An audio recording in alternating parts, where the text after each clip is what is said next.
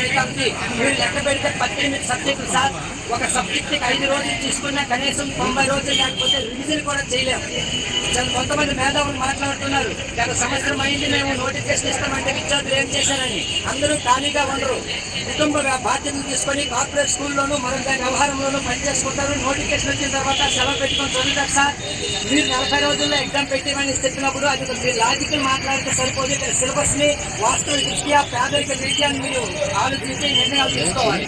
అందులో చంద్రబాబు నాయుడు గారు తీసుకొస్తారని, గత ప్రభుత్వంలో తక్కువ టైం ఇచ్చారని మీరే నోటిఫికేషన్ రద్దు చేసి మా ప్రభుత్వం మంచి టైం ఇచ్చి మీకు ఆదుకుంటుందని చెప్పిన మీరే మమ్మల్ని ఇలా దొంగలా దొరికిడం అనేది కరెక్ట్ కాదు. ఇక సెకండ్ వన్ చేస్తున్న డిమాండ్లు, మీరు ప్రభుత్వం వచ్చి సంవత్సరం అయింది ఎగ్జామ్ పెడుతున్నారు, ఏం చేస్తున్నారు అడుగుతున్నారు. మేము అడుగుతున్న ముఖ్యమంత్రి గారు, సంవత్సరం అయ్యింది నిరుద్యోగులకు ఇస్తారని మేము అడిగామా? అడగలే. నిరుద్యోగులకు నిరుద్యోగులు కాదు, కనీసం ఎగ్జామ్ ఫీజు అయినా 750 రూపాయలు తగ్గించమని అడిగామా? అడగలేదు. కానీ అడుగుతున్నది సిలబస్ ఎక్కువ ఉంది కాబట్టి ప్రామాణ్యమైన టైం ఇవ్వండి. At the same time normalisation రద్దు చేసి ఒకే జిల్లాకి ఒకే పేపర్ పెట్టడం వల్ల విశ్వసనీయత ఉంటుంది. పేపర్లో ఖచ్చితంగా చదివినోడికి న్యాయం జరుగుతుంది. థర్డ్ వన్, ఎప్పుడో దశాబ్దానికి ఒకసారి నోటిఫికేషన్ వస్తున్న టైంలో ఆల్రెడీ రిలీవ్ ఉన్న వాళ్ళకి ఒక అవకాశం ఇవ్వడానికి కోసం టెక్నికల్ నిర్వహించమని చెప్తున్నాం. మేము అడిగిన డిమాండ్ లో ఏది న్యాయబద్ధంగా లేదో ఒకసారి మీరు పునరాలోచించుకొని సరైన నిర్ణయం తీసుకోవాలి.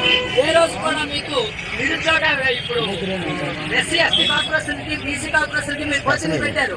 కోచింగ్ ఎవరు వెళ్తున్నారు అంటే ఏంటి? అప్పనంగా వాళ్ళకి డబ్బులు ప్రభుత్వ ఖజానా ఇచ్చారు, మా డబ్బులు. అయినా మేము ఈ తక్కువ టైంలో వాళ్ళు ఎందుకు ఇచ్చారని కూడా అడగలే. ఇంటి దగ్గర చదువుకోవడానికి ఆయన నాలుగు అవుతున్నారు. సంవత్సరం అయింది చెప్తున్నాము, సిలబస్ ఇచ్చిస్తాం, మీరు ఏం చేశారని. 30 సంవత్సరాలు వచ్చిన వరకు పసుపు దంచుకున్నప్పుడు కూర్చోడు. పెళ్లి సంబంధం సెట్ అయిన తర్వాతే పసుపు దంచుతారు. ముందు నుంచి ఎవరు రెడీగా చేసుకొని ఉండిపోరు ఎవరు కూడా.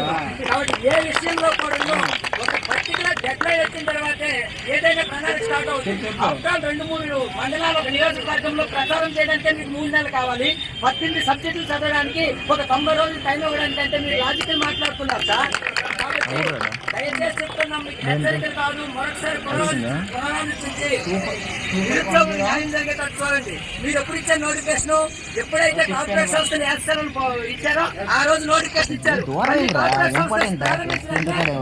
వాటికి లేకుండా మీ కార్పొరేట్ సంస్థ కొమ్ము కాయడానికి మీరు ఆలోచించారా? లేదా 5 లక్షల మంది విద్యార్థుల కోసం ఆలోచించారా? ఒకసారి మీరు ఆలోచించుకోండి, మీ ఆత్మసాక్షిగా మీరు ప్రశ్నించుకోండి. కాబట్టి మేమేదో ఆవేశంలో మాట్లాడుతున్న మీరు అనుకుంటున్నారేమో, చాలా ఆలోచించి బయటకు వచ్చాం సార్. ఎంత మందు ఎండలో ఆడపిల్లలు వచ్చిన నిరసనగా దాన్ని మీరు కనీసం పరిగణలో తీసుకోకుండా మీరేదో ఏసీ రూములు చూసుకొని లాజికల్ మాట్లాడుతుంటే ఇది కరెక్ట్ కాదు. ఇప్పటికీ మించిపోయింది లేదు. ఒక పూర్తి స్థాయి దీని మీద మీకు నిజంగా రెఫరెండం తీసుకొని ఇదే రోజు డిఎస్సీ అభ్యర్థులు 5 లక్షల వరకు వెళ్ళాయి. వాళ్ళందరికీ ఒక మెసేజ్ పెట్టండి. ఎంతమంది టైం కోరుకుంటున్నారు, ఎంతమంది ఎంత టైం కోరుకుంటున్నారో మీరే నిర్వహించండి. ఓట్ ఆఫ్ మెజారిటీ దేనికి వస్తే ఓటింగ్ మీ ప్రశ్న దాన్నే తీసుకోండి రెఫరెండం. అంతేగాని